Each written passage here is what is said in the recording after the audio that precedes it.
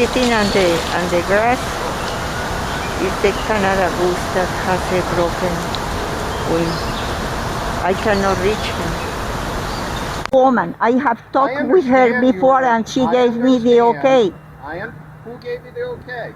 The USACE spokeswoman.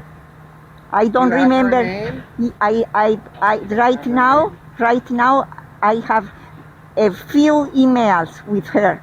Well, if you don't have a name, it's just we would need to get a letter from the Army Corps saying that it's okay for the general public, because until the fence comes down, it's a construction site and it's our responsibility as well as the Army. And it doesn't matter to you that an animal is going to die because that's not a fair question. Yes, it's very fair. It's very fair because this park that you are working on, the wildlife is part of this park, and you are denying assistance to a park wildlife. I don't appreciate that, sir.